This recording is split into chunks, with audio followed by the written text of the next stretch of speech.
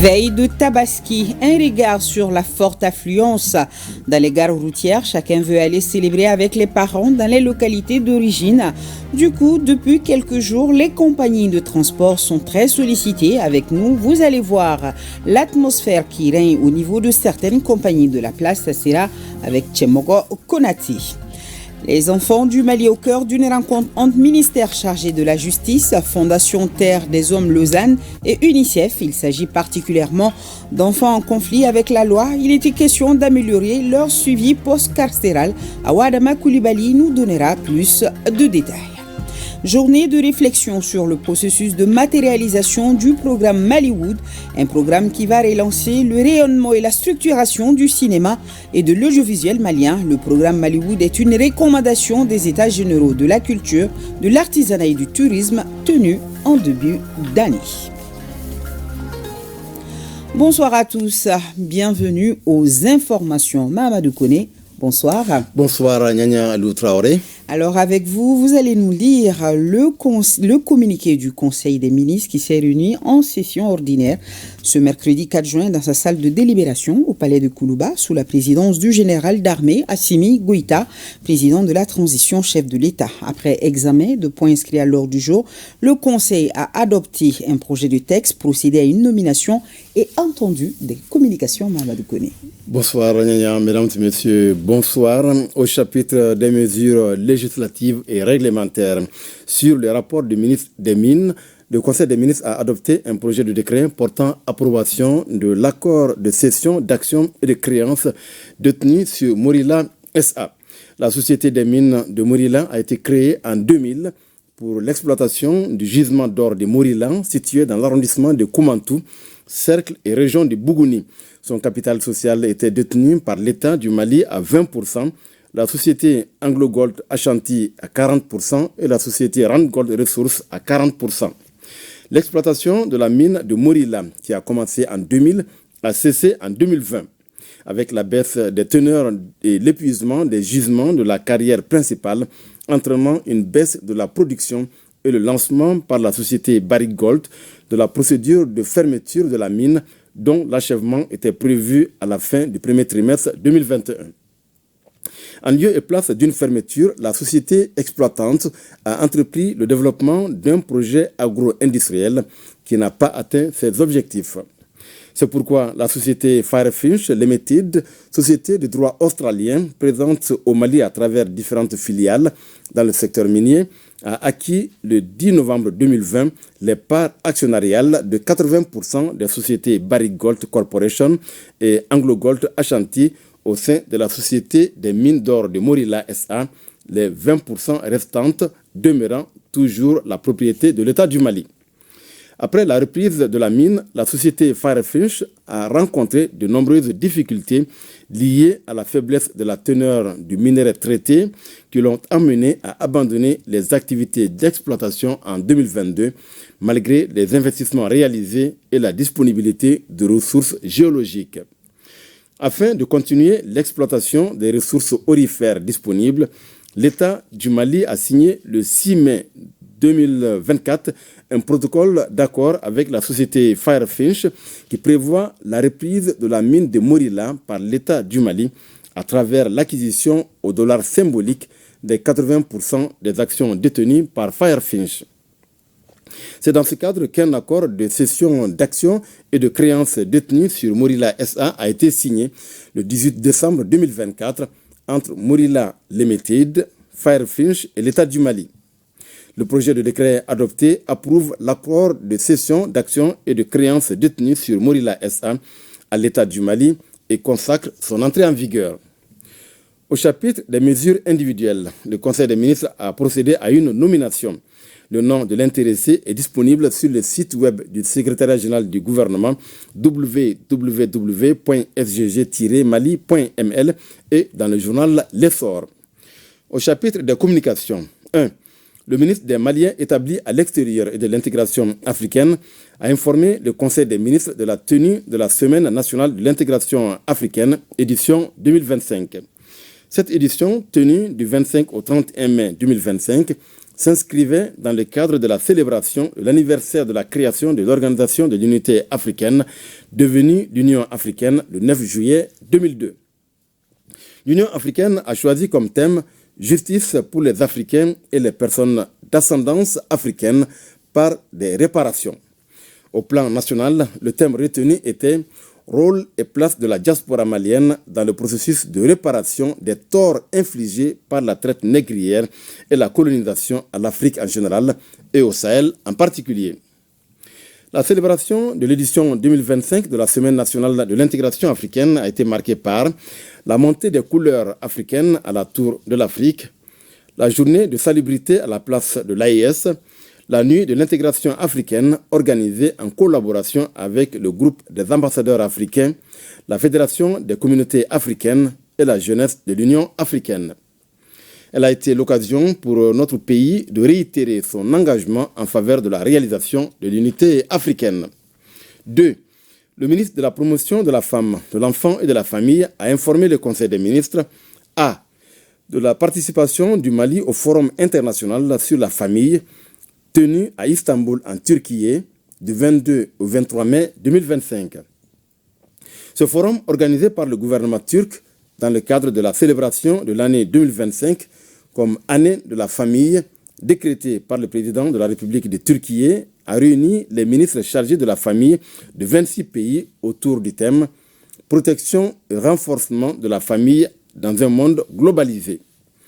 L'objectif de ce forum était de protéger et renforcer la famille et l'institution du mariage, ainsi que d'assurer la sauvegarde des générations futures et des structures démographiques solides. Il visait également à adopter une position commune à l'échelle internationale sur la protection de l'institution familiale et de ses valeurs.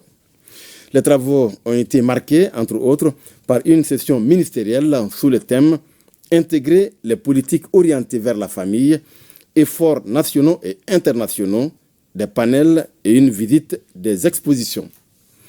Au cours de la session ministérielle, le ministre chargé de la famille a abordé les principaux problèmes auxquels les familles maliennes sont confrontées, les efforts fournis par le gouvernement, les chantiers en cours ainsi que les perspectives. Cette session ministérielle a été suivie de la visite par les ministres de l'exposition intitulée « Toutes les familles heureuses se ressemblent ». À l'issue des travaux, les ministres ont signé une déclaration commune qui sera présentée aux Nations Unies comme une initiative internationale en faveur de la protection de la famille. À l'issue des travaux, B. Des missions effectuées dans les régions de Ségou et de Sikasso. Dans le cadre de la prise de contact et des échanges avec les autorités administratives, coutumières et religieuses et les organisations des femmes, le ministre chargé de la protection de la femme a effectué des missions dans la région de Ségou du 18 au 19 avril et dans la région de Sikasso du 8 au 10 mai 2025. Au cours de ces missions, le ministre et sa délégation ont remis des kits composés de matériel et d'équipements de production, de semences, d'engrais organiques et d'intrants au groupement de femmes, visité le centre d'Ouwolo qui a bénéficié de l'aménagement de son forage et de la parcellisation de son espace maraîcher au profit des femmes, participé au lancement de la 13e édition de la bourse de semences, échanger avec des représentants des organisations féminines de la ville de Sikasso et villages environnants sur les difficultés qu'elles rencontrent et les perspectives. Ces missions ont permis de relancer les activités de certains centres d'autopromotion. 3. Le ministre de l'Environnement, de l'Assainissement et du Développement durable a informé le Conseil des ministres de la participation du Mali à la 2e édition du Congrès international des oasis et du palmier dattier CO2 les 22 et 23 mai 2025 à Ouarzazate, au Royaume du Maroc. Ce congrès, qui avait pour thème « Résilience et adaptation des écosystèmes oasiens face aux changements globaux », a réuni des décideurs, des chercheurs, des coopératives et des partenaires techniques autour des enjeux de valorisation durable des écosystèmes oasiens et du développement de la filière palmier dattier, ressource emblématique menacés par les effets de changements globaux. Le ministre chargé de l'Environnement a tenu, dans son allocution, à rappeler l'importance de préserver ces écosystèmes fragiles et souligner les efforts engagés par notre pays pour restaurer les terres dégradées, améliorer la résilience des communautés locales et promouvoir des modèles économiques durables. La participation du Mali à ce congrès a été l'occasion de réaffirmer son engagement en faveur de la coopération Sud-Sud. 4. Le ministre de l'Artisanat, de la Culture, de l'Industrie hôtelière et du Tourisme a informé le Conseil des ministres de l'organisation des festivités marquant la 625e édition du Sankemo. Le Sankemo, rite de pêche collective dans le Sanké, est un événement rituel et festif prévu chaque année au deuxième jeudi du 7e mois lunaire pour commémorer la fondation de la ville de San. L'événement, qui marque symboliquement le début de la saison des pluies, est aussi un espace d'expression des cultures locales à travers des manifestations artistiques et culturelles, des pratiques liées à la pêche traditionnelle et des connaissances relatives à la gestion de l'environnement naturel, notamment les ressources en eau. Cette 625e édition, qui sera célébrée le 12 juin 2025, contribuera à la promotion de l'économie locale. 5. Le ministre de la Santé et du Développement social a informé le Conseil des ministres de la situation épidémiologique du pays, marquée notamment par une augmentation du nombre de cas confirmés de dengue comparé à celui de la semaine écoulée. Le président de la transition, chef de l'État, a appelé la population au respect strict des mesures de prévention et de lutte contre les maladies.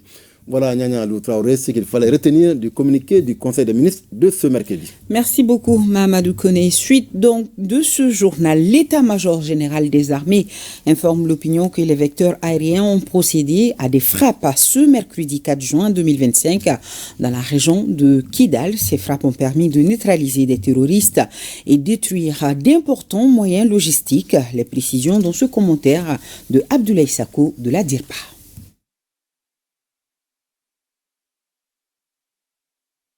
Et nous avons donc ce communiqué. Nous allons retrouver Abdoulaye Sako au cours de ce journal. Mais d'abord, ce communiqué, l'État-major général des armées informe l'opinion que les FAMA ont déjoué ce mercredi 4 juin 2025 une embuscade sur la route Mourdja-Nafa dans la région de Nara.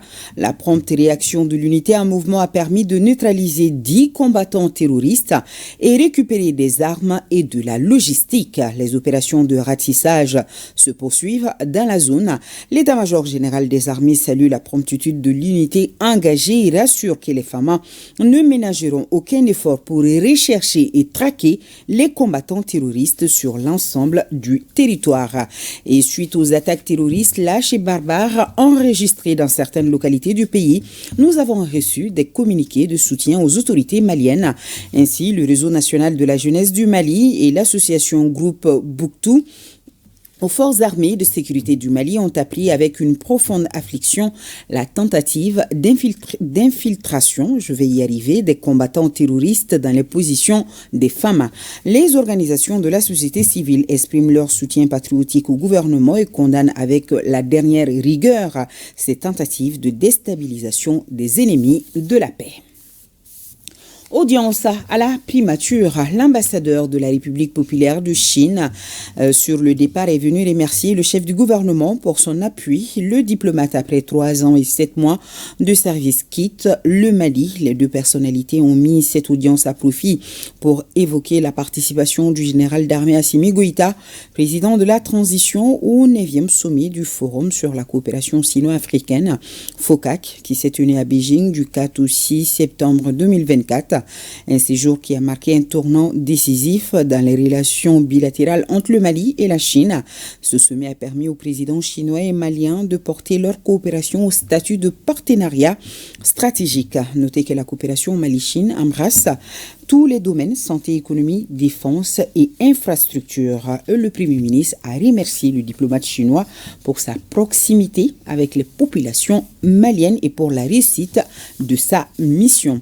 Nous allons continuer avec l'ambassadeur de la République populaire de Chine au Mali. Un dîner d'amitié dans le pur respect du Djatigia malien a été offert au diplomate, occasion pour le ministre des Affaires étrangères et de la coopération internationale d'élever au nom des autorités de la transition le diplomate au grade d'officier de l'Ordre national du Mali. Ibrahim Kao Konaté, Idrissa Traoré.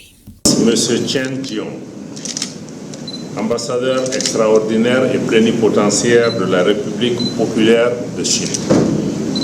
Au nom du président de la transition, chef de l'État, et en vertu des pouvoirs qui nous sont conférés, nous vous faisons officier de l'Ordre national du Mali à titre étranger. Une distinction honorifique pour non seulement célébrer un diplomate, mais aussi magnifier une coopération exemplaire. L'ambassadeur de la République populaire de Chine, Chen Jiong, quitte le Mali après 3 ans de franche collaboration. Une cérémonie solennelle empreinte d'émotion, le diplomate chinois a contribué au renforcement des relations entre le Mali et l'Empire du Milieu. Son Excellence, le ministre Diop, m'a remis la médaille honorifique. J'en suis particulièrement honoré et profondément touché. Il ne s'agit pas seulement d'une affirmation de la performance à mon travail, mais reflète également la grande importance attachée par le gouvernement malien au partenariat stratégique sino-malien et sa haute appréciation pour les fruits de la coopération mutuellement bénéfique entre nos deux pays. Depuis mon arrivée au Mali, en octobre 2021, ma plus noble mission est de renforcer la coopération entre nos deux pays et de consolider l'amitié entre nos deux peuples. Je suis très satisfait de constater qu'au cours des 3 dernières années, sous le haut patronage des dirigeants d'État de nos deux pays et grâce aux efforts conjoints, les relations sino-maliennes progressent constamment sur tous les aspects avec des acquis tangibles et gagnant-gagnant. Je tiens à présenter mes vifs remerciements à tous les amis maliens qui m'ont accordé des soutiens et des facilités. Les adieux sont difficiles, mais je garderai précieusement les souvenirs du Mali. Les relations entre les deux pays ont connu ces derniers temps un coup de fouet, car la Chine est restée aux côtés du Mali au moment où d'autres l'abandonnaient dans la période difficile qu'il traversait. Les domaines de coopération concernent la défense, la sécurité, les infrastructures, l'éducation, l'économie et la culture. C'est pour montrer l'appréciation non seulement du président de la transition, mais du Premier ministre et de l'ensemble du gouvernement et du peuple malien par rapport à l'engagement exceptionnel dont vous avez fait preuve depuis 3 ans que vous êtes au Mali ici. Nous vous avons vu sur tous les fronts, un peu partout à l'intérieur du pays, à Bamako, sur les chantiers, sur des œuvres sociales, sur des rencontres avec les partenaires économiques. Vous avez été très actif. L'ambassadeur chinois était un homme de culture. Il a démontré à travers diverses activités et c'est la raison pour laquelle il a reçu un tiwara d'excellence des mains du ministre en charge de la culture.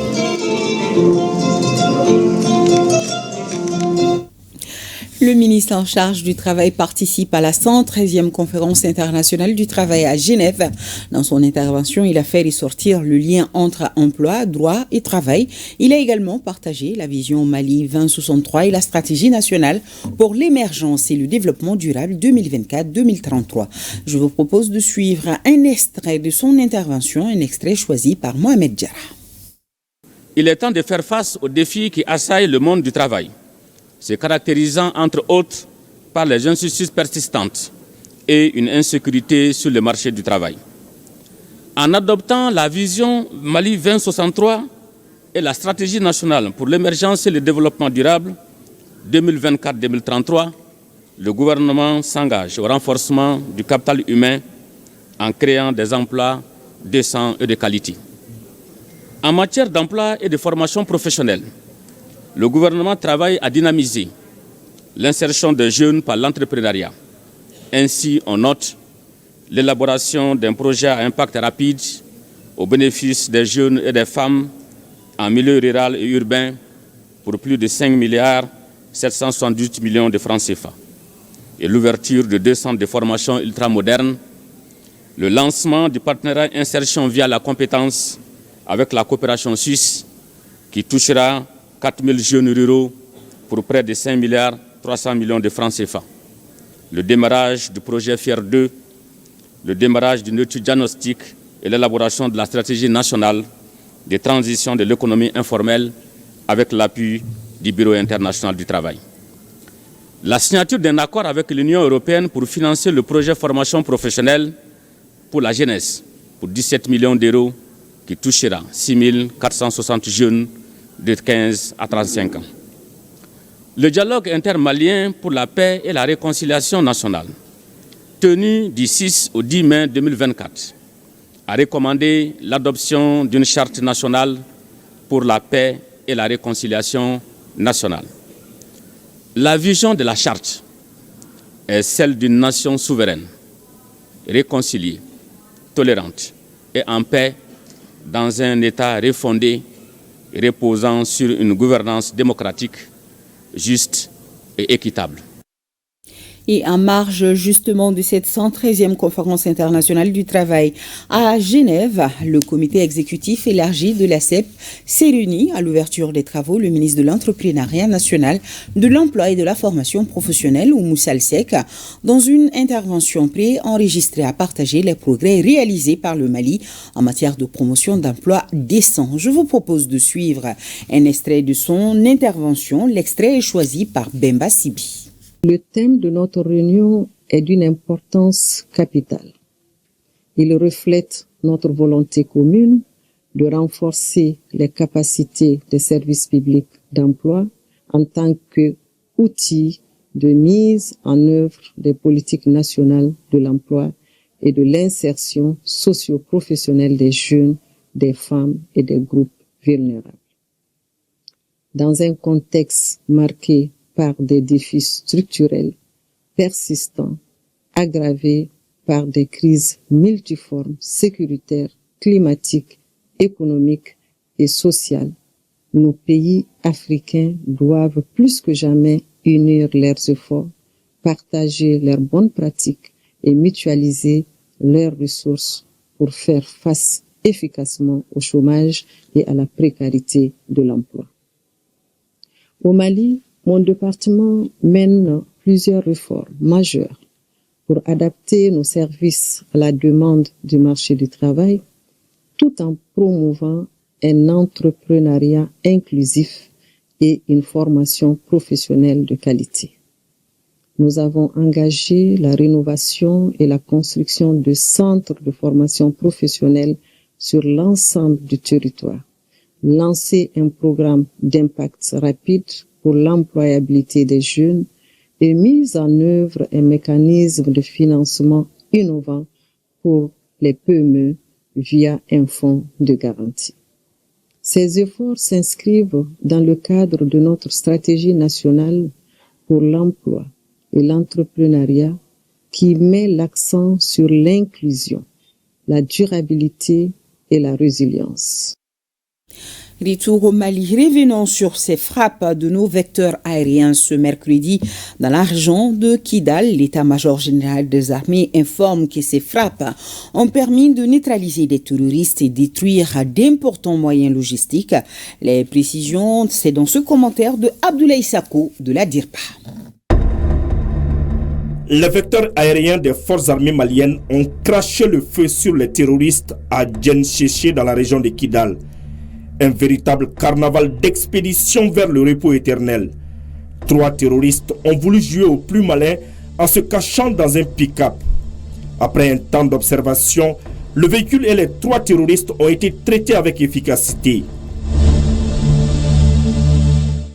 Après cette prouesse, les vecteurs aériens ont poursuivi leur mission de surveillance. Une dizaine de terroristes sous une tente ont été frappés avec efficacité. De vivants, ils sont passés à trépas.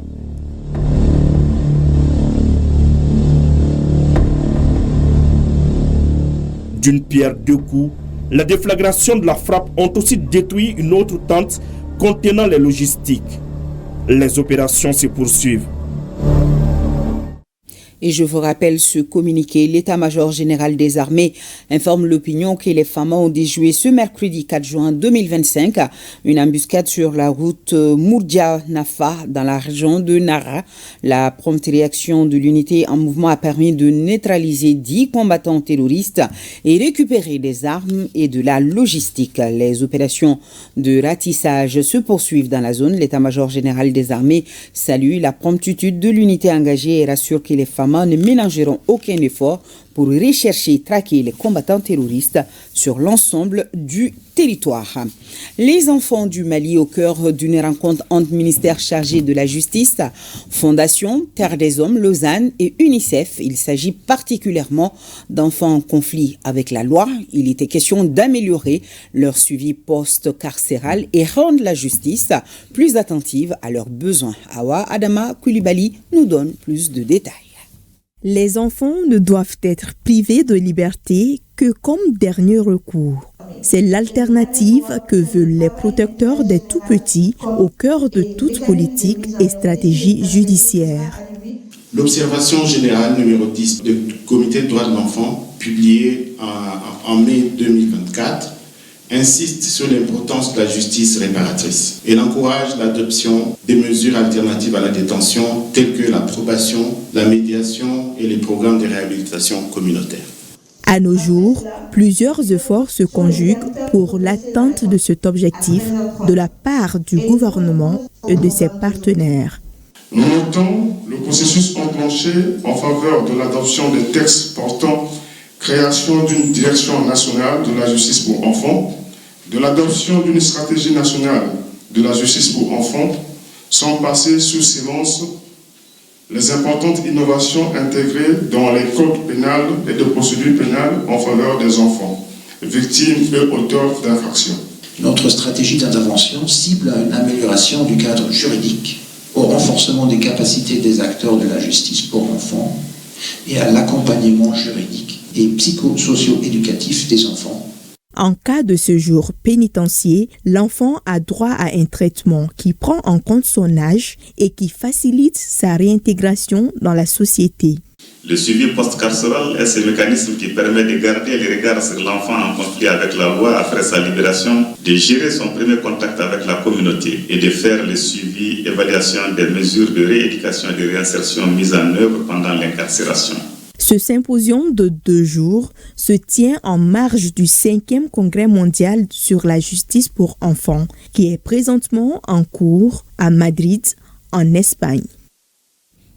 Demain, 5 juin, c'est la journée mondiale de l'environnement, placée cette année sous le thème « Mettre fin à la pollution plastique mondiale ». Cette journée offre l'occasion aux acteurs du secteur de l'environnement de sensibiliser les populations en vue d'une meilleure protection de l'environnement et de notre cadre de vie. On en sait plus avec Aïssata Saliou Maïga. La journée mondiale de l'environnement est célébrée chaque 5 juin. Et cette année au Mali et partout dans le monde, les acteurs de l'environnement et les pouvoirs publics se donnent la main pour mettre fin à la pollution plastique qui nuit à nos écosystèmes et à la santé de nos populations. Le thème 2025, je cite, « Mettre fin à la pollution plastique mondiale » appelle à une mobilisation générale face à ce fléau qui menace nos écosystèmes, notre santé, notre agriculture, notre bétail, nos cours d'eau et notre avenir. Au Mali, près de 660 000 mètres cubes de déchets plastiques sont produits chaque année, aggravant les inondations, contaminant nos sols et impactant durement nos populations. Toutes choses qui devraient permettre aux uns et aux autres d'agir ensemble pour réduire l'utilisation des plastiques à usage unique, Adopter des alternatives durables, paniers, calebasses, sacs réutilisables. Sensibiliser nos communautés, encourager des initiatives locales et des cyclables de collecte. Conscient de ces enjeux, le gouvernement a mis en place un cadre légal fort, notamment la loi 2014-024 du 3 juillet 2014 portant interdiction de la production, de l'importation et de la commercialisation de sachets plastiques non biodégradables et le décret y afférent. La Journée mondiale de l'environnement est une occasion pour sensibiliser et mobiliser les populations et tous les acteurs du secteur en vue d'une meilleure protection de l'environnement et de notre cadre de vie. Œuvre sociale du président de la transition. Cet après-midi, le conseiller spécial Agibou Dambélé, accompagné de son équipe et des autorités de la commune 3, a inauguré des installations solaires. C'était respectivement au centre de santé communautaire de Bamako-Kroa, Boulibana et de Samé. Tchamogo Konate était sur place. Des panneaux solaires scintillants pour garantir la production d'énergie 24 heures sur 24 au centre de santé communautaire de Bamako-Kroa en commune 3. Un geste humanitaire hautement stratégique qui découle des œuvres sociales du président de la transition. Un ouf de soulagement pour les usagers et le personnel soignant, eu égard aux effets collatéraux des coupures intempestives d'électricité. C'est vraiment un honneur pour nous d'avoir été choisis pour recevoir vraiment ces équipements, les panneaux solaires qui sont vraiment d'une grande importance pour nous dans le cadre de notre travail. Donc lorsqu'il y a coupure au niveau du laboratoire, on ne peut pas travailler, au niveau de la salle d'échographie, on ne peut pas travailler et les patients sont vraiment impatients d'attendre l'arrivée du courant.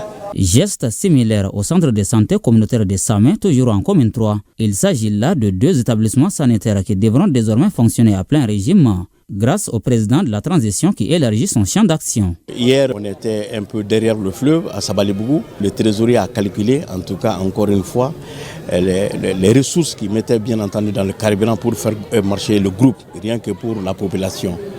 Et pour ce faire, bien entendu, ce gain, en tout cas, ils vont le trouver. Et surtout que les CESCOM ne sont pas faites, en tout cas, pour faire des bénéfices. Alors, ils vont bien le garder et l'orienter à d'autres, bien entendu, encore sources de dépenses, rien que pour le bonheur de la population. Deuxième gain, ça c'est un peu les conditions d'amélioration de travail au niveau, bien entendu, des CESCOM.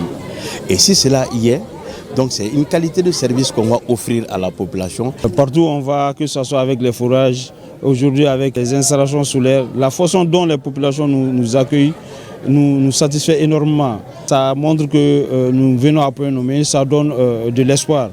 Ça veut dire que le président de la transition a eu la meilleure des idées en prenant cette décision de lancer les œuvres sociales. Les œuvres sociales sont faites exclusivement pour la satisfaction de la population malienne. Nous sommes dans une opération d'installation solaire dans les centres de santé, surtout les centres de santé qui sont plus proches des populations afin qu'on ne laisse plus un malade sans le soigner à cause de l'électricité. Et le conseiller spécial Dambélé d'insister sur l'utilisation judicieuse de ces installations, condition sine qua non de leur viabilité. Installation qui rallonge une fois de plus la liste des œuvres sociales.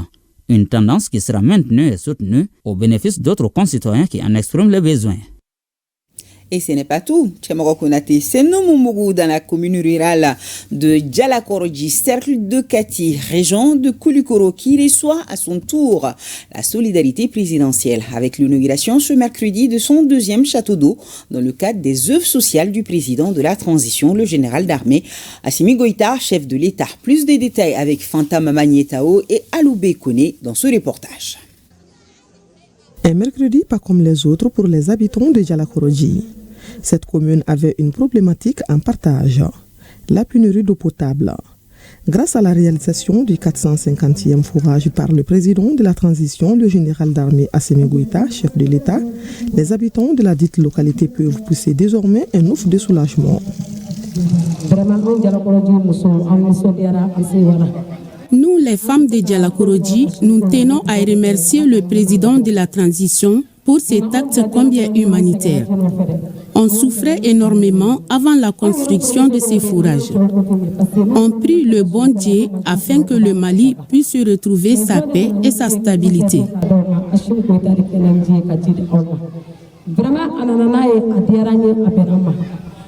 La réalisation de ce forage contribue ainsi à l'amélioration des conditions de vie des habitants de Djalakorodji. De quoi susciter une immense joie chez les autorités communales. Le 17 avril 2025, j'avais solennellement annoncé qu'il n'y a jamais un sans deux. Obligatoirement, il n'y a pas deux sans trois. À Djalakorodji, nous sommes à notre 8e inauguration de forage. Certainement que dans les jours à venir, votre cœur va encore parler. Nous considérons ces forages comme un bébé. Oui, Carlo, tout comme l'enfant est de bonheur et sourire. Vous nous avez encore donné le sourire. Ces nouveaux forages vont compléter à plusieurs forages réalisés dans le cadre des œuvres sociales du président de la transition, le général d'armée Assimi Goïta, chef de l'État. Aujourd'hui, nous sommes là dans le cadre des œuvres sociales du président de la transition pour inaugurer ce château d'eau de 450e. C'est le 450e que nous inaugurons, mais nous avons réalisé 500 en tout sur toute l'étendue du territoire. Tout ça, c'est pour apporter à travers les œuvres sociales la solidarité et le patriotisme du président de la transition aux Maliens. Les œuvres sociales sont en train de travailler depuis quelque temps pour apporter la solidarité malienne. Le président de la transition est pour ça. Pour lui, il construira le Mali avec tous les Maliens. Le conseil spécial du président de la transition a invité les habitants de Djalakorodji à faire bon usage du point d'eau pour mieux en tirer profit. Solidarité, toujours à quelques jours de la fête de Tabaski, le groupe Toulise au camp Sundiata de la ville garnison Kati et pour cause permettre aux veuves des militaires tombés pour le Mali et les blessés de guerre de célébrer Tabaski dans la joie. Une remise de 100 moutons a eu lieu ce mercredi à leur intention, une action qui entre dans le cadre des actions de solidarité du groupe Toulise en faveur des couches vulnérables, nous dit Maïmouna Guindo. Alors que la fête de la Tabaski approche, devoirs de mémoire et actes de solidarité se conjuguent au camp Sundiata de Kati. C'est le groupe Toulise qui est à la baguette avec la remise de 100 moutons aux veuves des militaires tombés pour le Mali et aux blessés de guerre. Ce matin, nous sommes là au nom de la présidente qui chaque année renouvelle son engagement envers les blessés de guerre et les femmes veuves des militaires. Plus ces moutons, c'est un acte de foi, de compassion et de responsabilité sociale. Elles ont perdu un mari, un autre sa jambe. Mouton à main, ils les repartent heureux.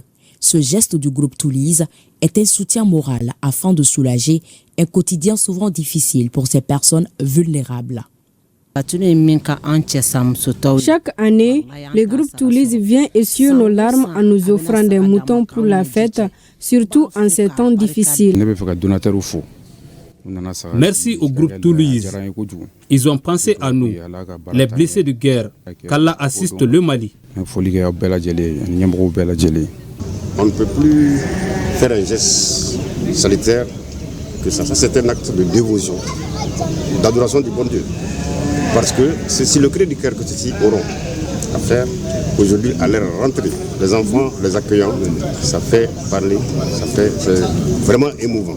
Une action citoyenne, comme pour dire que tous les Maliens sont des soldats, que porter la tenue est un sacrifice à saluer pour défendre sa nation. Pour le groupe Toulise, ces hommes et femmes tombés au front ou blessés est le symbole du Mali pluriel qui se bat pour sa diversité, pour une souveraineté au-delà de la célébration de la fête de Tabaski. Oui, veille de Tabaski, un regard apaisant sur la forte affluence dans les gares routières. Chacun veut aller célébrer avec les parents dans les localités d'origine. Du coup, depuis quelques jours, les compagnies de transport sont très sollicitées. Avec nous, vous allez voir l'atmosphère qui règne au niveau de certaines compagnies de la place. Et c'est dans ce reportage signé Tchemoko Konati. Forte concentration à la gare routière de Sogoningoto ce mardi matin. Ils sont nombreux les concitoyens à prendre d'assaut les compagnies de transport, chacun voulant se rendre dans sa localité d'origine. Un déplacement massif motivé par la ferveur de la fête de Tabaski prévue pour ce vendredi.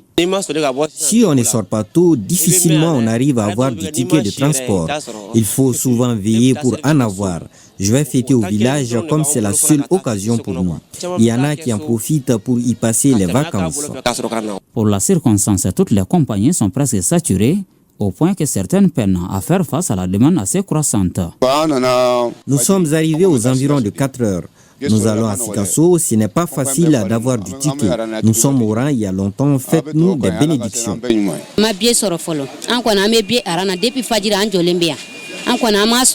Je suis arrivé depuis 4 heures, mais je n'ai pas encore eu de ticket.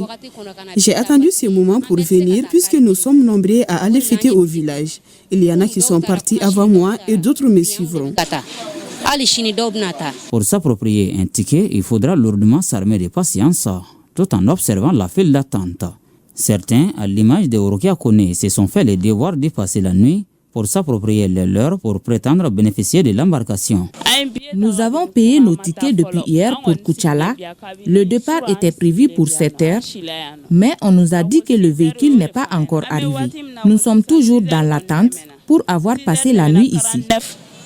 Vous voyez le rang, nous sommes débordés jusqu'à ce qu'on a mis les téléphones dans le tiroir.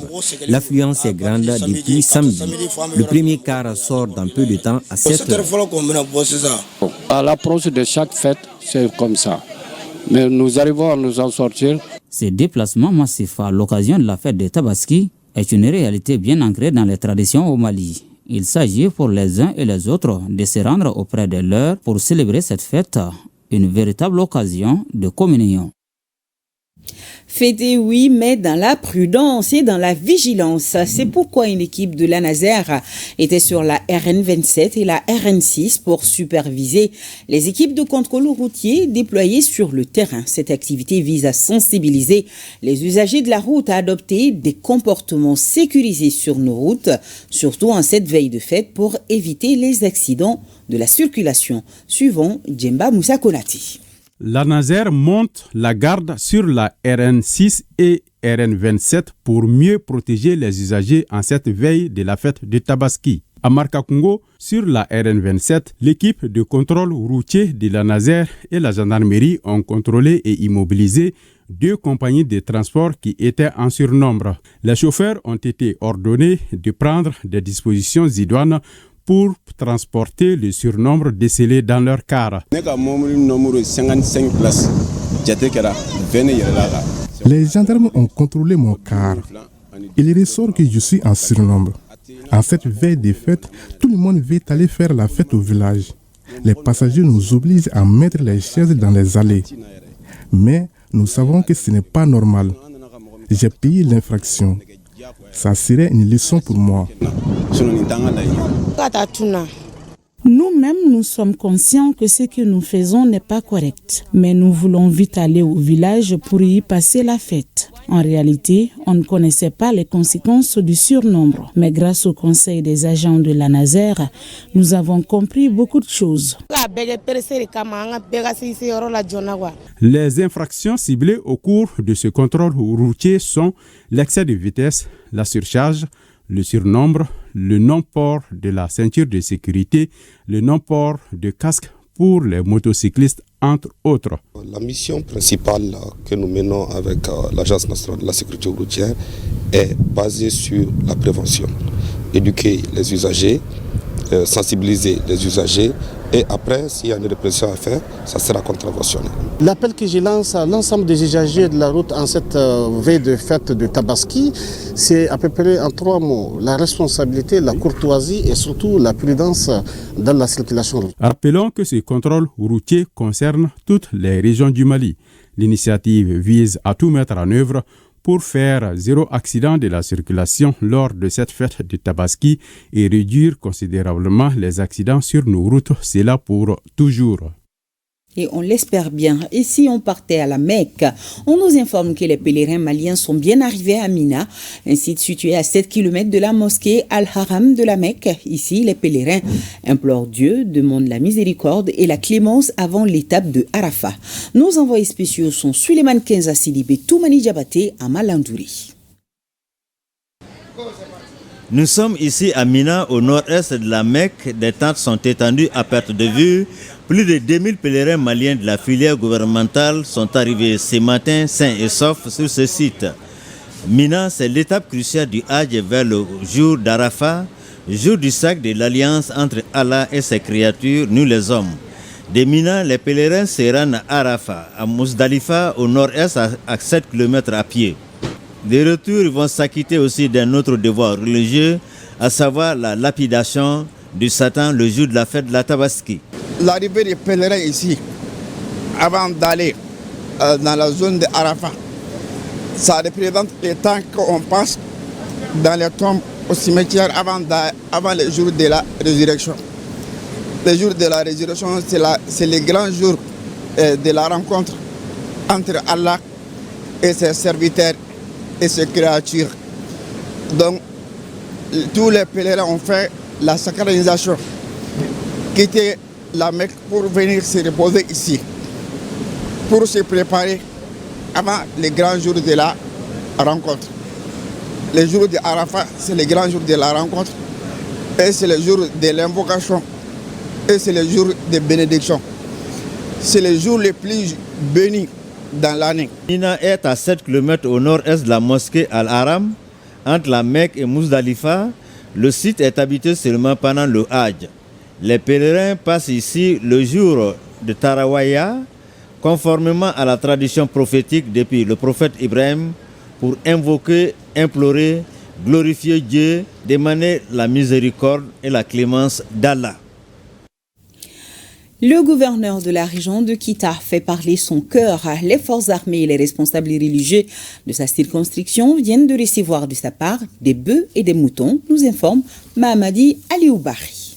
Par cette remise de bœufs et de moutons aux femmes et aux leaders religieux, le gouverneur de la région de Kita respecte une tradition. Les forces de défense et de sécurité et du détachement de Kaï et Bamako, dans la capitale de l'Arachide, reçoivent un soutien pour commémorer la fête de Tabaski. Nous sommes heureux et nous sommes contents pour ce geste. Nous allons aussi prier pour lui, qu'il ait toujours la santé et qu'il soit toujours éclairé pour venir toujours au secours de sa population. C'est dans le cadre de la fête de Tabaski, une grande fête pour tout le monde. Ma prière, c'est à l'endroit de la transition, que tout obstacle programmé par les ennemis contre la transition soit voué à l'échec. Que Dieu soit avec le président de la République et son gouvernement.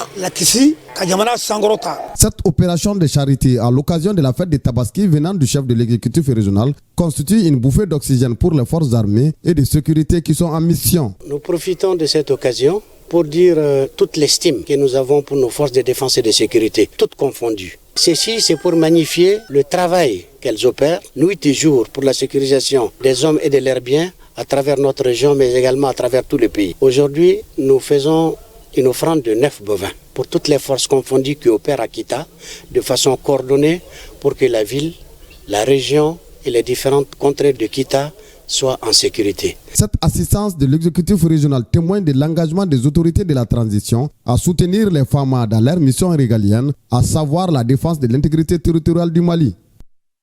Sur un tout autre plan, 490 jeunes soldats de l'armée de l'air du contingent 2023 ont terminé leur formation de base de 6 mois. C'était au centre d'instruction de Tibi dans la région de San. La cérémonie de présentation au drapeau a été présidée par le commandant des zones de défense numéro 2, le colonel Moussa Angoïba. Lecture du serment, remise d'attestation, défilé ont été les temps forts de la cérémonie. De San, le reportage de Driss Akouni. Je m'engage, disent-ils à l'unisson.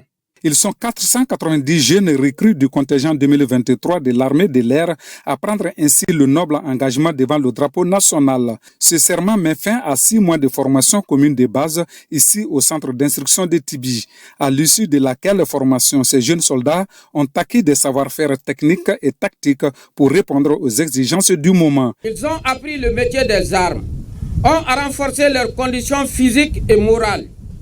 Ils ont également été pétris des valeurs héroïques de notre histoire militaire en passant par le droit humanitaire la formation civique et citoyenne conformément à la vision du Mali-Koura portée et défendue par chaque Malienne et chaque Malien. Au nom des plus hautes autorités, le commandant de zone de défense numéro 2 qui a présidé la cérémonie a félicité le personnel encadrant ainsi que les jeunes pour l'effort et la souffrance endurée dans la cohésion.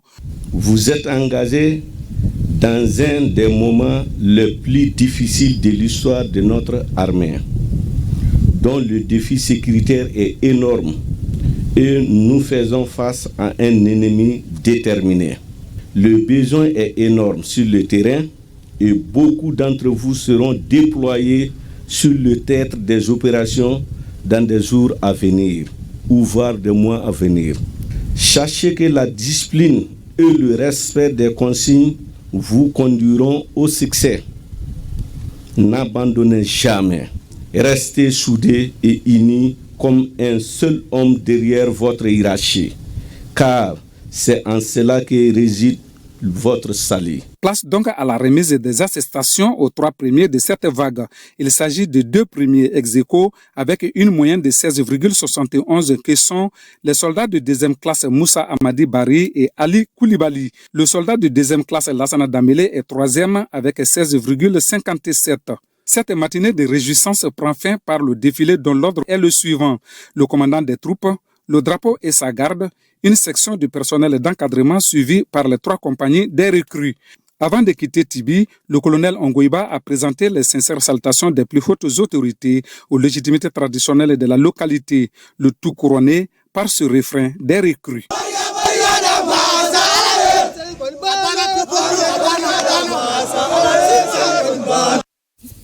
Beaucoup de joie.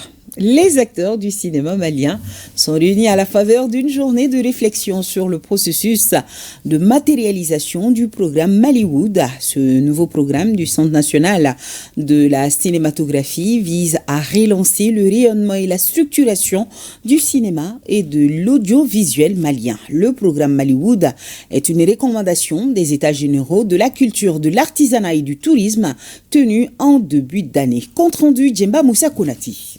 Quel modèle économique il faut avoir aujourd'hui pour le cinéma malien? Les acteurs du 7e art ont mis la journée de ce lundi à profit pour y réfléchir sur la question.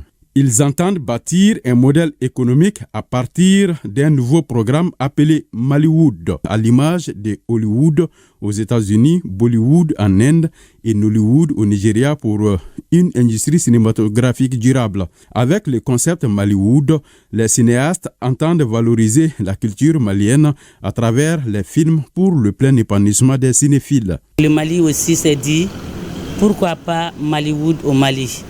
Parce que nous savons tous que c'est un concept qui pousse à faire beaucoup de productions et ça contribue à la construction de l'industrie cinématographique et ça booste l'économie nationale. À travers ce nouveau programme, les cinéastes veulent montrer autre chose sur les écrans que les images qui viennent d'ailleurs, souvent qui portent préjudice à nos enseignements et à nos valeurs.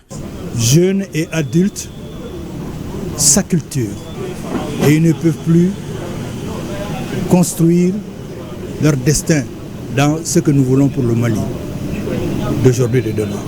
Le ministre nous convie à voir quelle projection faire. Lui, il souhaiterait un Mallywood. Nous allons en discuter. La question est posée aussi à tous les Maliens. Cette initiative est issue des assises nationales de l'artisanat et de la culture. Une des recommandations phares, il s'agissait de mettre en place un cinéma malien à l'image de Nollywood, de Hollywood, afin de créer une chaîne de valeur pour le cinéma malien en particulier. Donc j'apprécie beaucoup cette initiative. Mallywood comprend une quarantaine de chantiers qui va de la gouvernance à la promotion en passant par la production locale, les infrastructures, le financement, entre autres.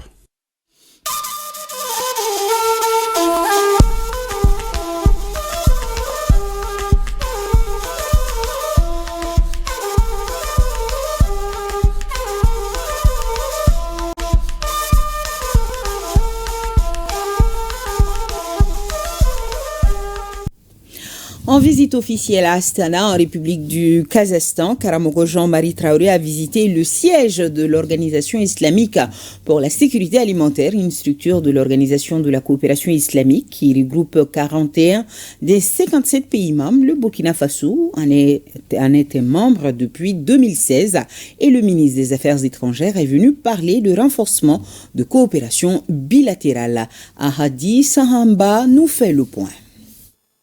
Au siège de l'Organisation islamique pour la sécurité alimentaire, Karamoko Jean-Marie Traoré échange sur les questions d'importance pour le Burkina Faso. Un tête-à-tête avec le directeur général, puis la présentation de l'organisation, surtout son projet d'intervention au pays des hommes intègres. Une séance de travail qui permet d'une part à la délégation burkinabé de s'imprégner des missions de l'institution et d'autre part à l'Organisation islamique pour la sécurité alimentaire de connaître les priorités du pays en la matière, l'un des piliers de la politique actuelle du Burkina Faso. La sécurité alimentaire, une vision du chef de l'État axée sur 3 leviers essentiels bien expliqués aux responsables de l'Organisation islamique pour la sécurité alimentaire. Le premier, c'est la disponibilisation alimentaire. Le deuxième levier, c'est faire en sorte que la nourriture soit accessible, donc l'accès, et le troisième, l'utilisation. Nous avons eu un échange fructueux avec l'organisation qui est déjà au Burkina Faso dans le cadre d'une évaluation et qui travaille sur le manioc, comme ils l'ont mentionné. Mais nous avons saisi l'opportunité pour essayer de ressortir tout le potentiel qui existe au Burkina Faso. La rencontre est également le lieu pour la délégation burkinabé de donner des orientations sur les alternatives qui pourraient permettre d'atteindre certains objectifs. Le Burkina Faso qui vise en la matière la maîtrise de l'eau, l'amélioration des sols ainsi que les meilleurs rendements. Sur la question, l'organisation compte alors apporter son expertise pour l'atteinte de la sécurité alimentaire au Faso. Nous avons quitté cette réunion réconfortés parce que nous avons noté une grande ouverture, une grande disponibilité de cette organisation à travailler, à consolider ses relations avec le Burkina Faso dans la poursuite des objectifs de sécurité alimentaire, notamment l'amélioration de la productivité des rendements, l'amélioration de la fertilité des sols, la disponibilisation de l'eau de production. Créée en 2013, l'Organisation islamique pour la sécurité alimentaire est une agence de l'Organisation de la coopération islamique OCI. Sa mission est d'assurer la sécurité alimentaire des pays membres et de fournir une expertise et un soutien aux projets dans les domaines de l'agriculture, du développement rural et de la sécurité alimentaire. L'Organisation islamique pour la sécurité alimentaire regroupe 41 des 57 pays membres de l'OCI, dont le Burkina Faso. Son siège est à Astana, capitale de la République du Kazakhstan. Le Niger a l'honneur aux Nations Unies. Le pays vient d'être tiré au sort parmi 193 pays pour occuper le premier siège dans la salle de la prochaine Assemblée générale des Nations Unies lors de sa 80e session en septembre. Le commentaire de Abdoulaye Koulibaly et Moussa Maman Magassi. Convaincu de la justesse de son combat, le peuple nigérien doit aujourd'hui se réjouir de ce que ses invocations sans relâche pour demander l'accompagnement du Tout-Puissant depuis les événements du 26 juillet 2023 continuent de porter leurs fruits, et ce, jusque dans les instances internationales. Celles-là même qui nous étaient hostiles pourtant ouvertement, voici à peine 2 ans, lorsque la délégation du Niger à l'Assemblée générale des Nations Unies avait injustement été refusée, et ceci à l'encontre même des pratiques et règles de fonctionnement des Nations Unies.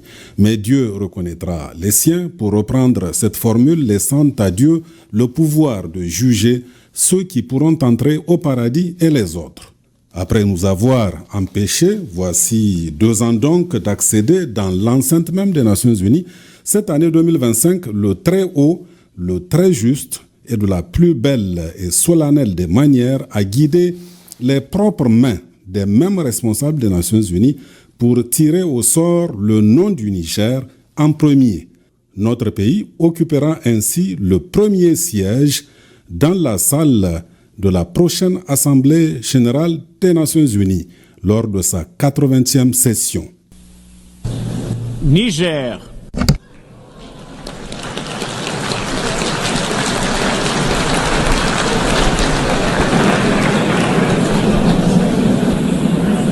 Je remercie le secrétaire général d'avoir procédé au tirage au sort. Nous remercierons pour notre part, non pas le secrétaire général des Nations Unies, mais Dieu. Continuons donc de lui rendre grâce et poursuivons les prières afin qu'il continue de protéger, de bénir et d'élever notre cher pays et son vaillant peuple dans leur combat noble et résilient sous la haute conduite du président de la République, le général d'armée Abdrahman Tchani, du CNSP et du gouvernement.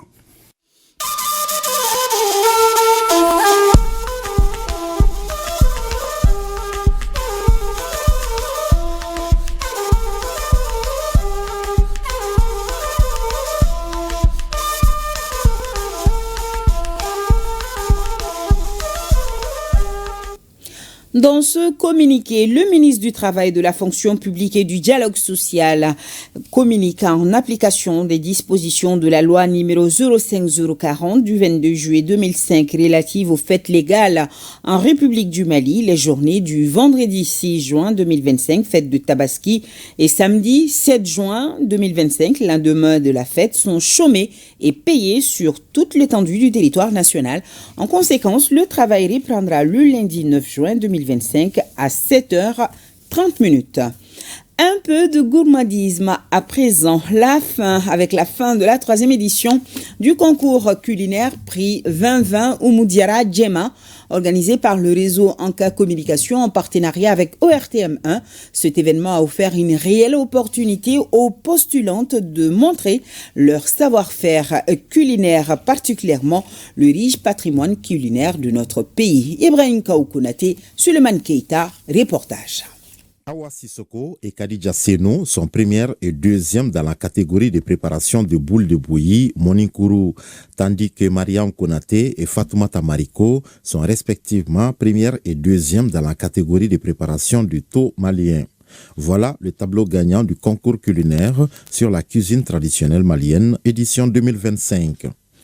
Cette cérémonie a pour but, dans un premier temps, de rendre hommage à Oumou, parce qu'en réalité, tout est parti d'elle. Donc c'est pour nous l'occasion de saluer sa mémoire et de mettre un peu en évidence ce qu'elle a fait durant toute sa carrière pour la promotion de la femme, la promotion des jeunes filles et puis, en un mot, la promotion du patrimoine culturel de notre pays. Je les appelle à travailler, à chercher à cuisiner. Parce que lorsqu'on est jeune, on est appelé à se marier. Et lorsqu'on se marie, la cuisine reste un pilier essentiel dans le mariage. La remise de médailles de reconnaissance a été l'un des temps forts de l'activité. Le directeur général de l'ORTM, Hassan Baba Djombele, ainsi que des pionniers de l'émission Ankabaro, Ibrahima Djombele, journaliste à la retraite, Sidiki Dambele, directeur de l'ORTM 1, et Moussa Fagnon Diara, technicien radio, ont été primés pour leur apport indispensable à la réalisation et au développement de cette émission. Franchement, c'est une émission extraordinaire. Alors, que cette émission vienne me donner moi aujourd'hui un trophée, cela ne peut que me faire plaisir et me faire honneur. Mais ce trophée, je le dédie non seulement à l'ORTM, à tout le personnel. Quand Oumou Diarra est décédé, on avait des doutes, on se posait des questions. Et alors, quelle sera la suite de cette émission? Est-ce que ça va continuer? Qu'est-ce qu'on va faire? Mais avec les partenaires, donc on s'est assis, on a dit donc l'émission ne peut pas mourir comme ça. Il faut qu'on trouve une alternative. Et ensemble, nous avons trouvé une animatrice pour continuer l'émission. Donc c'est celle-là qu'on appelle aujourd'hui Ina Empire, qui joue le rôle de l'animatrice principale de l'émission. Donc c'est pour vous dire que l'émission a un parcours, l'émission a un public, l'émission a une cible. L'émission aussi est un programme phare de ORTM 1 aujourd'hui. Le public a largement été émerveillé par la causerie débat sur le thème « L'importance de l'initiation des jeunes filles à la cuisine malienne ». Voilà, félicitations. C'est la fin de ce journal. Nous remercions tous nos téléspectateurs, particulièrement ceux de Koutiala. Je vous dis à demain, 20h. Bonsoir à tous.